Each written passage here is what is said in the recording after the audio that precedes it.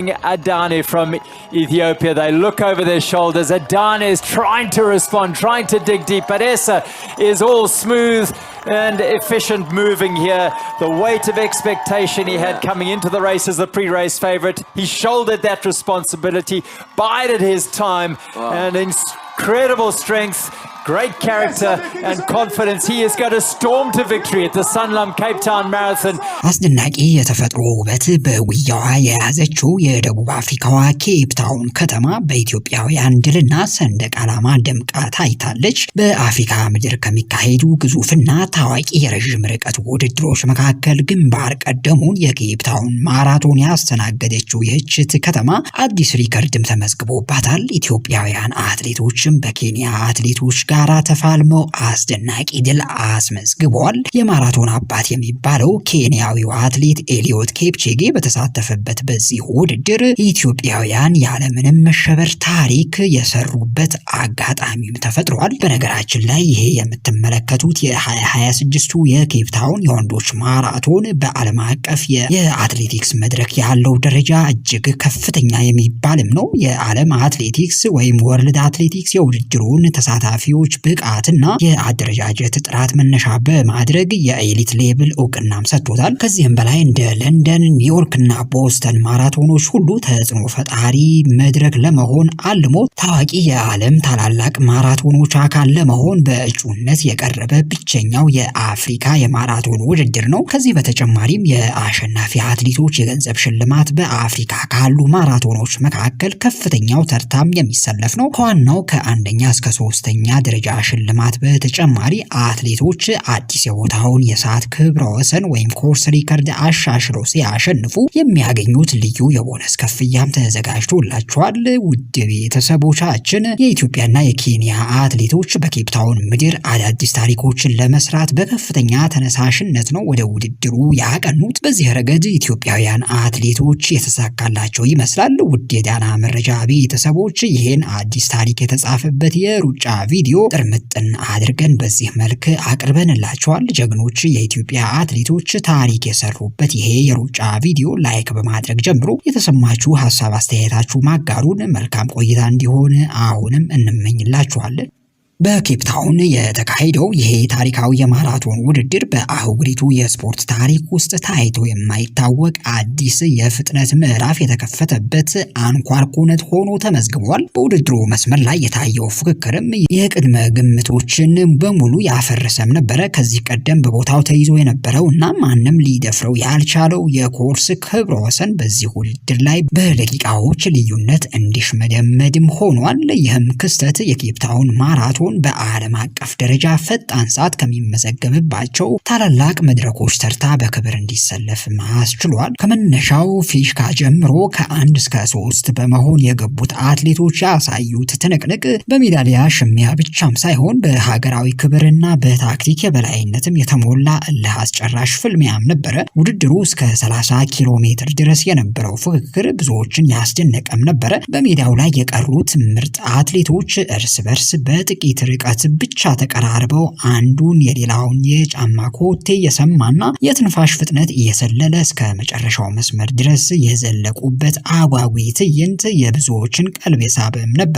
በተለይ ኢትዮጵያዊው አትሌት መሐመድ ኢሳ መጨረሻ ላይ ያሳየው አስደናቂ ብቃት ብዙዎችን አስገርሟል። የውድድሩም ያልተጠበቀው ክስተትም ሆኗል። ሌላው ኬንያዊው አትሌት ካሊፐስ ሌሞይ የኢትዮጵያውያኑን የቡድን ስራ ገና በጠዋቱ ለመስበር በማሰብ አዘናክቶ የመሸምጠት ታክቲክ የመረጠ ቢሆንም በ30ኛው ኪሎ ሜትር ላይ ድንገተኛ የፍጥነት ጭማሪ በማድረግ ብቸኛ መሪ ለመሆን ሞክሮም ነበረ። ይሁን እንጂ የካሊፐስ ሌሞይን ቅድ ቀድሞ የተረዳው ኢትዮጵያዊው አትሌት ይሁነኛ አዳነ ፍጥነቱን እንዳይቀዘቅዝ ከባድ ጫና የመፍጠር ወይም የማጥቃት ስልትን በመከተል ኬንያዊው አትሌት የፊት መስመር ላይ መልሶ ተቆጣጥሮታል። ይሁነኛ አዳነ የሩጫውን ስልተ ምርት እጅግ ፈጣንና አጥጋሚ በማድረግ የተፎካካሪዎቹን የመጨረሻ ጉልበት ቀስ በቀስ የማዳከምና የማስጨነቅ ስራን በብቃት ለመወጣት ሞክሯል። እየተመለከታችሁት ባለው በዚህ ውድድር ማብቂያ ላይ ታሪክ የሰራው አትሌት መሐመድ ኢሳ እያንዳንዱን እንቅስቃሴዎቹ የተጠኑ ይመስሉ ነበር። በዚህ ሁሉ ትንቅንቅ ውስጥ በመካከላቸው ሆኖ ማለትም በኢትዮጵያዊው አትሌት ይሁነኝ እና በኬንያዊው አትሌት መካከል ሆኖ የሁለቱንም አትሌቶች የሰውነት እንቅስቃሴ በጥንቃቄ ሲከታተል ነበረ። መሐመድ ኢሳ ፍጹም የተረጋጋና በትዕግስት ሆኖ የመሮጥ ታክቲክን በተግባርም አሳይቷል። መሐመድ ኢሳ የአየር ግፊትን ለመከላከልና ጉልበቱን ወደፊት ለሚመጣው ወሳኝ ሰዓት ለመቆጠብ ሲል እስከ 40ኛው ኪሎ ሜትር ድረስ ከይሁነኝ አዳነና ከኬንያዊው አትሌት ከካሊፐስ ጋር ጀርባ ተደብቆ መሮጥን መርጧል። ይሄ ስልት በመጨረሻም ወሳኝ ርቀት ላይ ተቀናቃኞቹ ደግመው በሚንገዳገዱበት ወቅት በድንገተኛ ሁኔታ ለማጥቃት ያስቻለው ዋነኛ ስልቱም ሆኖ አገልግሎታል። ፉክክሩ በተለይ በ40ኛው ኪሎ ሜትር ላይ ሲደርስ በሶስቱ አትሌቶች መካከል የነበረው ትንቅንቅ ከፍተኛው ደረጃ ላይ ደርሶም ታይቷል። ካሊፐስ በይሁነኝ አዳነ ቀጣይነት ያለው የፍጥነት ጫና ምክንያት ጉልበቱ እየደከመና ወደ ኋላ የመቅረት ምልክት ማሳየት የጀመረው በዚህኛው ወሳኝ ምዕራፍ ላይ ነበረ። ይሄ የ40ኛው ኪሎ ሜትር ምልክት ይሁነኝ አዳነ ውድድሩን በከፍተኛ ፍጥነት በመግፋት የመጨረሻ አቅሙን ያሟጠጠበት፣ መሐመድ ኢሳ ደግሞ ሾልኮ ተከትሎ ያጠራቀመውን የመጨረሻው ፍጥነት ለመልቀቅ የሩጫ ማርሹን የቀየረበትና የውድድሩን አጠቃላይ አቅጣጫ የወሰነ እጅግ አስገራሚ የታክቲክ ብልሃት ያሳየበትም ሆኗል።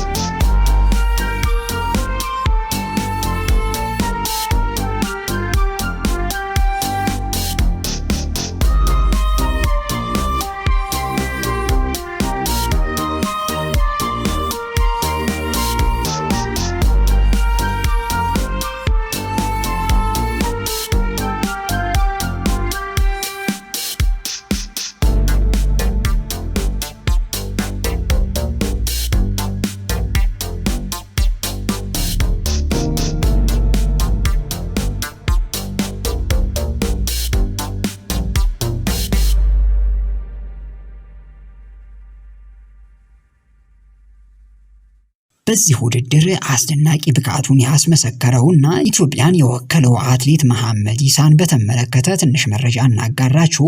አትሌት መሐመድ ኢሳ መስከረም 11 ቀን 2000 ዓመተ ምህረት በፈረንጆቹ ማለታችን ነው የተወለደው። መሐመድ ኢሳ በጎዳና ላይ ሩጫዎች ላይ ልዩ ብቃቱን እያሳየ የመጣ እጅግ ተስፋ ሰጪ የኢትዮጵያ የረዥም ርቀት ተወዳዳሪም ነው። ገና በወጣትነት እድሜው በዓለም ታላላቅ ማራቶኖች መድረክ ላይም ደጋግሞ ውድድሮችን በማድረግም ይታወቃል። የሩጫ ህይወቱን በፈጣን ስኬቶች የመጀመሪያው አትሌት መሐመድ እንደ አውሮፓውያን አቆጣጠር በ2021 በተካሄደው የፖዝናን ግማሽ ማራቶን ላይ በ59 ደቂቃ ከ32 ሴኮንድ አንደኛ በመውጣት ወርቅን ያጠለቀ አትሌትም ነው። በዚያው ዓመት በሊዝበን ግማሽ ማራቶን ላይም በ59 ደቂቃ ከ39 ሴኮንድ ሁለተኛ ደረጃን ይዞ በማጠናቀቅ ብሩህ ተስፋ እንዳለው ያስመሰከረ አትሌትም ነው። አትሌት መሐመድ ወደ ሙሉ ማራቶን ሽግግር ያደረገው ግን እጅግ በቅርቡ ነው ሊባል ይችላል። በ2022 በታዋቂው የአምስተርዳም ማራቶን ላይ ለመጀመሪያ ጊዜ ሲሳተፍ ውድድሩን በ2 ሰዓት ከ05 ደቂቃ ከ05 ሴኮንድ በአምስተኛነት በማጠናቀቅ ነበር የጨረሰው። ከሁለት ዓመት በፊት ማለትም በ2024 ለመሐመድ ኢሳ በዓለም ታላላቅ ማራቶኖች መድረክ ላይ የስሙን ገናናነት ያረጋገጠበት ልዩ አጋጣሚም ነው ሊባል ይችላል። በዚህ ዓመት ታሪካዊና አስቸጋሪ በሆነው የቦስተን ማራቶን በ2 ሰዓት ከ06 ደቂቃ ከ58 ሴኮንድ ሁለተኛ ደረጃን በመያዝ በማራቶን ውድድሮች ላይ አስደናቂ ብቃቱን ማሳየት የቻለ አትሌትም ነው። አትሌት መሐመድ ኢሳ እየተመለከታችሁት ባለው በዚህ በኬፕ ታውን የ2026 ማራቶን አዲስ ታሪክና አዲስ ሪከርድም ያስመዘገበ አትሌትም ነው።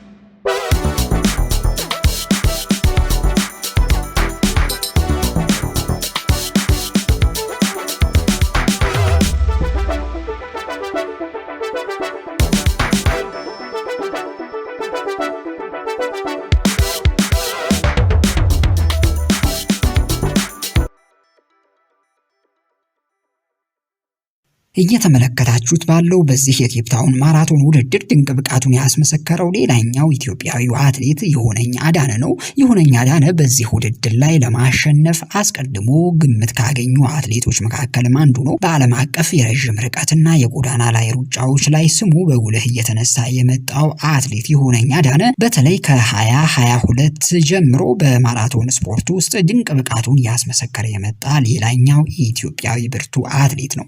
እየተመለከታችሁት ባለው በዚህ ውድድር ላይ የዓለም የማራቶን ንጉስ በሚል የሚታወቀው ታላቁ ኬንያዊው አትሌት ኤሊዮት ኬፕቼጌ መሳተፉ ብዙዎች ውድድሩ በጉጉት እንዲጠብቁት ምክንያት ሆኗል። የማራቶን ውድድሩን ዓለም አቀፋዊ ትኩረትና ግርማ ሞገስ በከፍተኛ ደረጃ ከፍ ካደረጉት አንኳር ኩነቶች መካከል የአትሌት ኤሊዮት ኬፕቼጌ በውድድሩ ላይ መሳተፉ ነው። ይሄ በታሪክ ተወዳዳሪ ያልተገኘለት የምንጊዜው ምርጥ ሯጭ በኬፕታውን ምድር ለመወዳደር መምጣቱ ውድድሩ የስፖርቱ ዓለም አይኖች ሁሉ በአንድ ላይ የሚያተኩሩበት ዋነኛ ማዕከል ሆኗል። ኬፕቼጌ በቦታው መገኘት ተራ የረዥም ርቀት ሩጫ ከመሆን ባለፈ ትልቅ ታሪካዊ ክስተት እንዲመስልም አድርጎታል። የዚህ ታላቅ አትሌት በዚህ ውድድር መሳተፉ በውድድሩ መስመር ላይ ለነበረው ፍልሚያ አዲስ ጉልበትና ከፍተኛ የስነ ልቦና ጫና የፈጠረ አጋጣሚ ሆኗል። የኬፕቼጌን ዝናና የማይበገረው የሩጫው ታሪክ የሚያውቁት ወጣት አትሌቶች ከሱ ጋር ትከሻ ለትከሻ ተገፋፍቶ ለመሮጥ ያላቸው ጉጉትና ፍርሃት የተደበላለቀ ስሜት ውድድሩን ገና ከመነሻው እጅግ አጓጊ አድርጎትም ታይቷል። በተለይ በሩጫው ሂደት ላይ የሱን የሩጫ ምትና ስልት ከሁሉም በላይ ግን የኤሊዮት ኬፕቼጌ በኬፕታውን ማራቶን መሳተፍ ውድድሩ ወደ ዓለም አቀፍ ታላላቅ ማራቶኖች ተርታ ለመሰለፍ ለሚያደርገው ታላቅ ጉዞ ትልቅ አጋዥም ነው ተብሏል። የሱ ስም በራሱ በዓለም ዙሪያ የሚገኙ በሚሊዮኖች የሚቆጠሩ የስፖርት አፍቃሪያን፣ የሚዲያ ተቋማትና ግዙፍ ስፖንሰሮች ትኩረታቸውን ወደ ደቡብ አፍሪካ እንዲያደርጉ የሳበ ማግኔትም ነው ሊባል ይችላል። ውድ ቤተሰቦቻችን የኢትዮጵያውያን አትሌቶች በኬፕታውን ማራቶን ፍጹም የበላይነት ይዘው አጠናቀዋል። በደቡብ አፍሪካ በተካሄደው በዚህ የ2026 የኬፕታውን ማራቶን የኢትዮጵያ አትሌቶች አንደኛና ሁለተኛ ደረጃን በመያዝና እንዲሁም ሪከርድ ጭምር በመስበር ማሸነፍ ችሏል። በወንዶች ምድብ አትሌት መሐመድ ኢሳ በድንቅ ብቃት አሸንፏል። አትሌቱ ርቀቱን በ2 ሰዓት ከ04 ደቂቃ ከ55 ሴኮንድ በማጠናቀቅ የቦታውን ክብረ ወሰን አሻሽሎ ነው ያሸነፈው። ሌላኛው ኢትዮጵያዊው አትሌት ይሁነኝ አዳነ በ4 ሰከንድ ብቻ ዘግይቶ በ2 ሰዓት ከ04 ደቂቃ ከ59 ሴኮንድ ሁለተኛ ደረጃን ይዞ አጠናቋል። ኬንያዊው አትሌት ካሊፐስ ሎምዋይ 2 ሰዓት ከ05 ደቂቃ ከ06 ሴኮንድ በሆነ ሰዓት ውድድሩን በሶስተኝነት ማጠናቀቅ ችሏል። ውድድሩን በአንደኝነት ያጠናቀቀው አትሌት መሐመድ ኢሳ ሪከርድ ጭምር ሰብሯል። ያስመዘገበው 2 ሰዓት ከ04 ደቂቃ ከ55 ሴኮንድ በአፍሪካ ምድር ከተመዘገቡ ፈጣን ሰዓቶች ሁሉ የመጀመሪያው ማለትም ቀዳሚው ሆኖ ተመዝግቧል። ከዚህ በፊት በዚህ ሰዓት የገባ ሌላ አትሌት የለም። በዚህም መሐመድ አዲስ ታሪክ ማጻፍ ችሏል። ውድ ቤተሰቦቻችን በተለይ አትሌት መሐመድ ኢሳ ወደፊት በማራቶን ውድድሮች ላይ አስደናቂ ብቃት ሊያስመዘግብ እንደሚችል ጥሩ ማሳያ ነው። ይሄ ዘንድሮ የኬፕታውን ማራቶን ውድድር ከጥቂት ሳምንት በፊት በለንደን ማራቶን አትሌት ዮሚፍ እና ሌላኛው ኬንያዊው ከ2 ሰዓት በታች በመሮጥ አዲስ ታሪክ ማጻፋቸው አይዘነጋም። ውድ ቤተሰቦቻችን ለዛሬው የያዝነው መረጃ ይሄን ይመስል ነበረ። መልካም ጊዜ ተመኘንላችሁ። ቻው ቻው።